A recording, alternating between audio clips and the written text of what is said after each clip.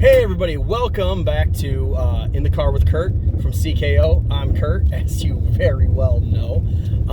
Right now on this little trip here, I'd like to talk to you about one of my personal favorites, Finn Balor. If anybody caught the last episode, I did make a reference that Finn's my favorite out of the modern era, and there's a lot of really cool things I think that they could do with Finn, and they had him in 2016 when he got pulled up to the main roster, first ever Universal Champion. In that match, if you know the ins and outs of that match, it is such an amazing match because, for starters, you have another one of my absolute favorites in the ring with him, Seth Rollins, and I feel like those two have such a similar dynamic in their wrestling styles. Like, they're the only two guys currently in the main roster who actively use the Switchblade. And it's a great little move, and they're like, every match they've ever had that I've seen has been a great match. They around right before and a little after, I believe, of WrestleMania 2018, so that 34. They had some matches there because they were both caught up in the Intercontinental title race. Miz was the champion, and it goes back to, around the Royal Rumble and then into Elimination Chamber, and then it bled into Mania, and then a little bit after. But even on Raw and SmackDown, if the two of them were on the same team, great match. If the two of them were against each other, great match. And Seth, I'll talk about Seth in another episode, but Finn Balor is who I'm here to talk about right now. And in the match where Finn took the Universal title for the first time anyone took the Universal title, he shattered his shoulder in like 3 or 4 places. I can't remember. There's a great documentary on it on the network, on 24. It's really good. But like, after I watched that and I go back through and I watch that match again, the injury he sustains happens very early. I shouldn't say very, but fairly early on in the match. And the stuff he goes throughout the remainder of the match, like with that messed up shoulder, is just, it's like, wow, and because he had that injury, the company, I'm gonna say the company, but we all know it was Vince, buried him for a while. Like, he came back and they didn't utilize him, and I hate it when they do this. And I get, hey, he just came back off of a serious injury, so kid gloves, we don't want to throw him in anything big in case he fucks that up again. But here we are, and it's nice to see that Finn is finally like getting something. Some of the stuff they've done with him over the last 6 or 7 months hasn't made a lot of sense, but it was still good that they keep him in the light, so to speak. He's in the spotlight still, and it's always a great thing to see for a tremendous wrestler like Finn Balor. And the thing that he got the demon persona, like that goes back to my Attitude Era, childhood. Seeing the Undertaker back then, it was like, oh, it's a supernatural presence. And then there was Kane, and those were the only two guys that were really truly like that, at that time. Then Gangrel showed up, and at the time I always kind of thought Gangrel was kind of stupid, but I went back and watched a lot of the late 90s, early 2000s stuff, and actually, he wasn't too bad. I gotta hat off to that guy. It was not a bad deal he had going on. He just kind of fell by the wayside. Edge and Christian became bigger than Gangrel. And anyway, I'm getting all sidetracked here. Finn Balor. So, this is going to tie into a lot of things. You're going to hear me talk about The Undertaker a lot because he's been one of my consistent favorites since I was a kid. I don't think there was ever a time where I did not like The Undertaker. And my friend Derek is a huge Hulkamaniac. So Derek Style, you know who you are. If you ever watched any of these videos, I'm name dropping you right now. So, but the Undertaker, he wants to be done, and they're just not letting him. There's always a reason to pull him back in, and I think that I'd like to point out the last pay-per-view as of this video that was on was Super Showdown 2019. So those of you who know what I'm talking about, The Undertaker faced Goldberg, and it was awful. And a friend of mine had made the comment, do you think Undertaker's finally going to retire now? And I thought, dude's been trying. As I understood it, Roman Reigns and him, back in 2017 at WrestleMania, that was supposed to be Undertaker's retirement match. That's what I was under the impression of. But they won't let the dead man stay dead. So, what I think they ought to do, my response to my friend was, if you were The Undertaker, would you want that to be your last match? I wouldn't. So here's my idea. You've got Finn Balor, who's great, but then you've got the Demon Finn Balor, the Demon King Finn Balor. And the Demon has been undefeated on the main roster. No one has beat the Demon at all. Kind of like the Streak almost. And they could start a streak off this, because Finn Balor has been the Demon at every SummerSlam that he's attended. Now, granted, SummerSlam is propped up to be like the WrestleMania of the summer, but I don't think anybody, and maybe they do, but nobody I know looks at SummerSlam the way we look at WrestleMania, because WrestleMania is our Super Bowl, it's our big show. And I don't think that SummerSlam quite has that weight. So if you use the Finn Balor, SummerSlam streak, that's fine. I mean, that would play. But I think you'd be better off, just Demon always comes out at Mania. He came out at this Mania, and he succeeded. And I think that they ought to keep that going. They could have a match, a retirement match for The Undertaker against Finn Balor. There's 1,000,002 different ways. Let your imagination run as to what could set that up. But they could have a match between Undertaker and Finn Balor, the Demon, at WrestleMania. And it could be the last time the dead man loses. And it'd be a passing of the torch match to Finn. Because Finn has that supernatural element. Finn is the most, he's the kind of wrestler who, if he comes out as Finn Balor, Balor Club Balor with the jacket and everything, the fans love him, but he's just a dude. He has no, supernatural presence to him when he does that, until he puts that paint on. And I feel like they do a really good job of explaining why he does this. He's not actually a demon. It's an inner representation of him letting another side of him take over. And I love that. It adds a little bit of practicality to a supernatural gimmick. And they could do so many things around this. And I love the potential. I hate that they're not utilizing it. But it would be cool to see Undertaker, one last really good match, take on Finn Balor, the Demon, as a passing of the torch. And everybody who's a big wrestling fan knows that if it's your retirement match, you don't win. That's how it goes, because you pass the torch on. You hand it off to somebody else, you're supposed to lose. Which is honestly why I feel that Roman, as much as I like Roman did not lose against The Undertaker in 2017 at Mania. And that was a great setup. Even the video package that advertised that match was beautiful, because it showed the similarities in movesets between Roman and The Undertaker. And I thought that was brilliant. You couldn't have set up a better retirement match, but yet here we are. They keep throwing money at him, and, like a smart businessman, he says yes. If someone came up to you and said, hey, you want $100,000 to go do one show? Yeah. I don't care that I'm old and can't do my job that great anymore. He still puts on a damn show. And the point I was going to make bringing Derek up before I trailed off, he's a big Hulk fan. Hulk Hogan. He's a Hulkamaniac. And anytime Hulk Hogan's on, he goes back to childhood Derek, and he's marked. He's a mark. Instantly.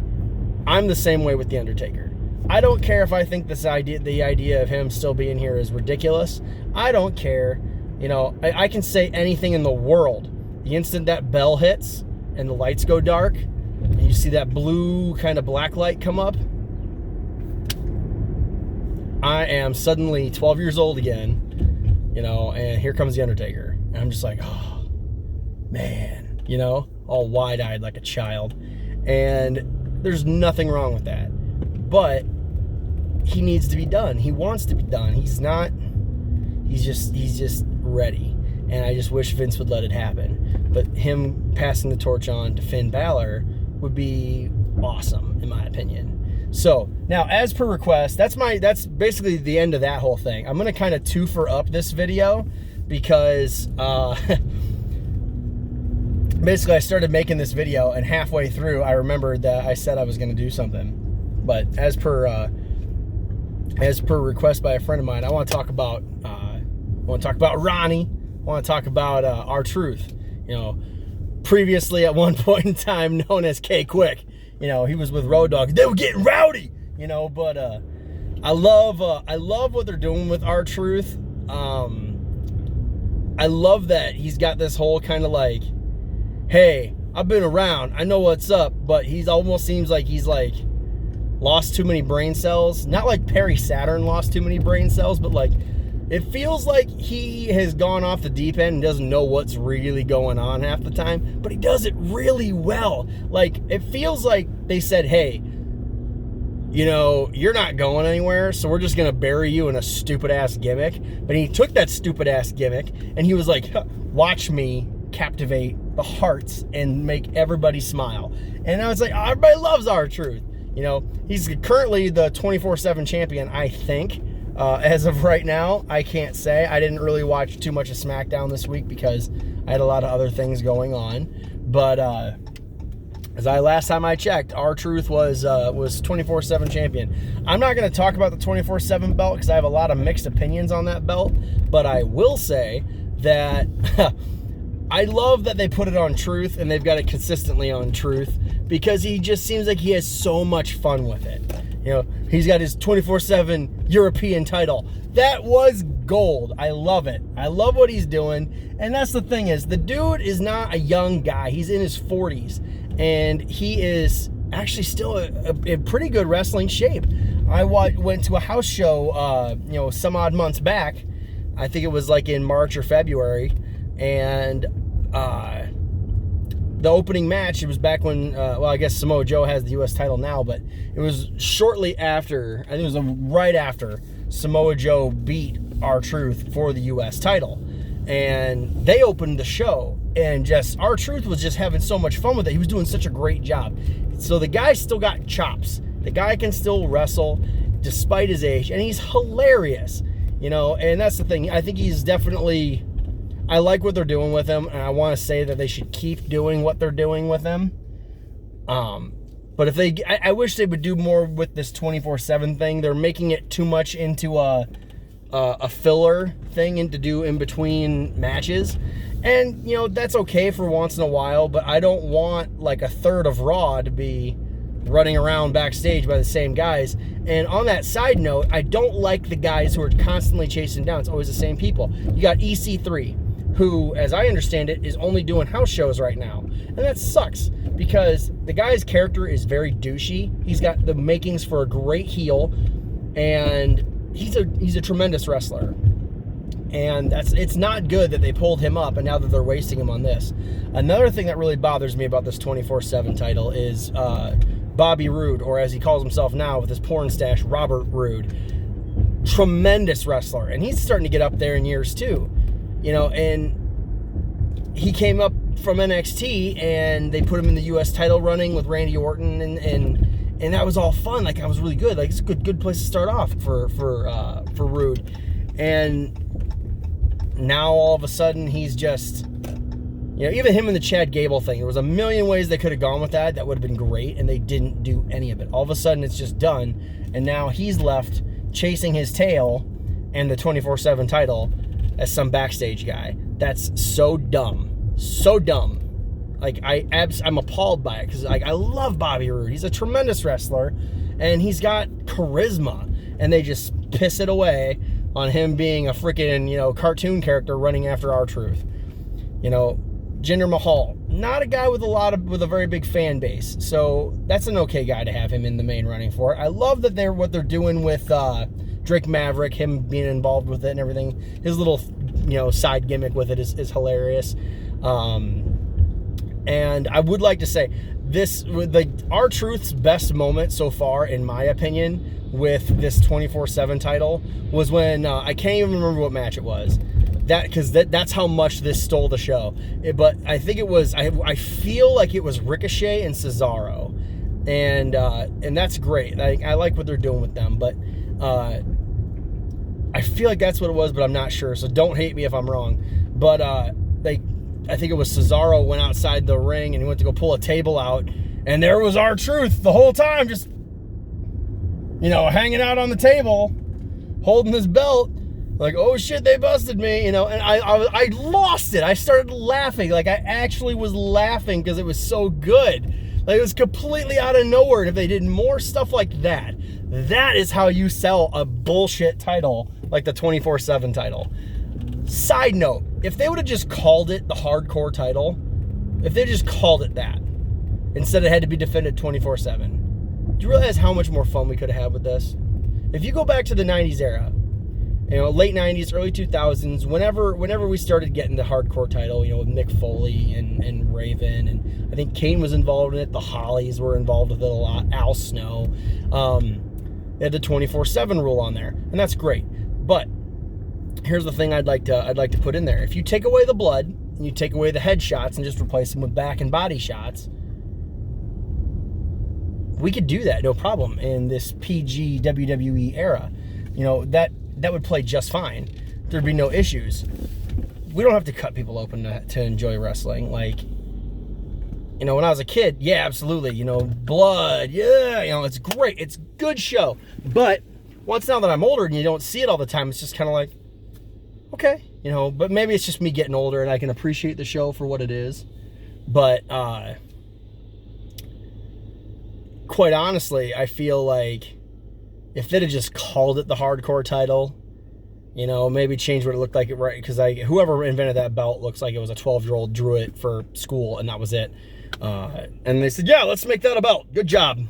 And I've seen better belts designed online on 2K19. So it's just one of those things where I feel like there was a real missed opportunity to get some fan service, and they just kind of said, there you go.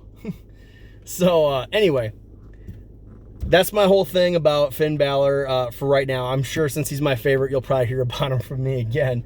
But also, that's kind of my take on what's going on with Truth right now. So as always, I'm Kurt from CKO, and if you like this video and you like what we're doing, drop a like. Hit the subscribe button. If you want to know what's coming and when it's coming, and you want to be immediately informed when our videos are dropping, hey, all you got to do is just hit that notifications button. If not, that's cool, but subscribe. Say hi.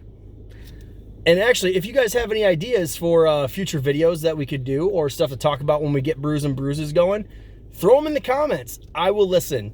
Chad will listen. You haven't seen Chad yet, but that's because this segment here is more of my show, and the Brews and Bruises is our show. So, and that's going to be a little bit of a different thing. I'm really excited for it. I think you guys are really going to love it. Like, if you even like this is simple. Like I said this in the last video, this is an appetizer. Brews and Bruises is the way, if it pans out even in the slightest how we are talking about it and envisioning it, I think you guys are in for a real treat, and you're really going to like what we've got. So anyway, have a good night. Enjoy the video. Watch other videos by us, as I don't know when you're watching this. You might be watching this as I uploaded it. I don't know. But enjoy, and hope to see you around.